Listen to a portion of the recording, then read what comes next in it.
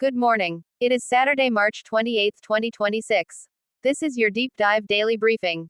I am your anchor, delivering a comprehensive analysis of the pivotal events that have defined the last 24 hours.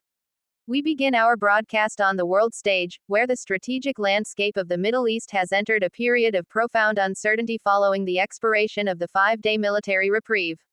As of 9:30 p.m. Eastern Time yesterday, the pause in major operations officially concluded without a formal permanent ceasefire agreement being signed in Geneva. While diplomatic channels remain open, the situation on the ground has turned increasingly kinetic. United States Central Command has confirmed that localized strikes resumed late last night against mobile missile launchers in western Iran following a series of drone provocations.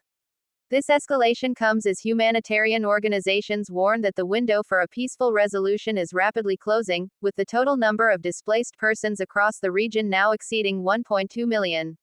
The international community is watching closely to see if this resumption of hostilities will lead to the high-intensity strikes against energy infrastructure that were narrowly avoided earlier this week.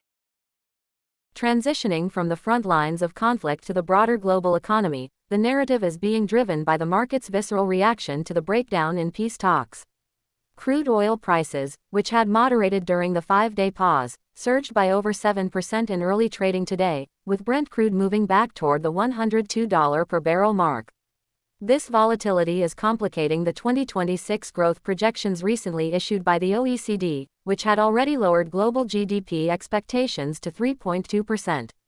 Economists at the World Bank warn that a sustained return to triple-digit oil prices could trigger a new wave of industrial contraction in energy-dependent nations, particularly across Europe and Northeast Asia. This renewed inflationary pressure is forcing governments to reconsider their fiscal cushions, as the high cost of energy subsidies begins to collide with the necessity of maintaining increased defense budgets in an increasingly polarized global environment.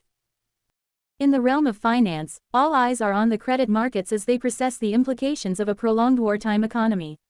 Sovereign debt yields have touched new year-to-date highs this morning, with the 10-year United States Treasury note reflecting deep investor anxiety regarding the long-term cost of regional instability. The financial sector is also navigating the fallout of the recent Federal Reserve policy meeting, where a hawkish hold was maintained. Investors are now pricing in a near-zero probability of any interest rate cuts before the fourth quarter of 2026, as the dual pressures of sticky energy inflation and high government borrowing costs create a restrictive financial environment. On Wall Street, defensive rotation has reached a peak, with significant capital flows moving out of consumer discretionary sectors and into aerospace, defense, and specialized energy trusts as the market seeks haven from the mounting geopolitical tail risks. Turning our attention to the technology sector, the focus remains on the massive build-out of artificial intelligence infrastructure and the emerging challenges of hardware procurement. Leading semiconductor manufacturers have reported that the ongoing Middle East conflict is beginning to affect the supply of certain specialty chemicals and gases required for advanced lithography. Despite these supply chain headwinds, the industry continues to push toward the agentic era, with major cloud providers confirming that the first clusters based on the Blackwell Ultra architecture are currently being powered on for internal testing. However, the global power ceiling remains a critical bottleneck, as the projected requirement for an additional 92 gigawatts of electricity by next year is forcing tech giants to accelerate their investments in alternative energy. This race for resource security is creating a new hierarchy in the tech world, where the ability to secure physical energy and stable hardware supplies is becoming as important as the underlying algorithms themselves. Finally, we look at the logistics and supply chain networks that serve as the vital arteries of global commerce, currently facing their most severe stress test in years. The Strait of Hormuz remains effectively closed to commercial traffic, forcing nearly all liquid energy and containerized cargo to continue the long detour around the Cape of Good Hope. This rerouting has now been in place long enough to create a structural shortage of vessel capacity, as the extra 14 days required for each voyage has effectively removed 10% of global carrying capacity from the market. Logistics analysts report that port congestion is beginning to build at major Mediterranean and Asian hubs, as schedule unreliability reaches levels not seen since the 2021 supply chain crisis.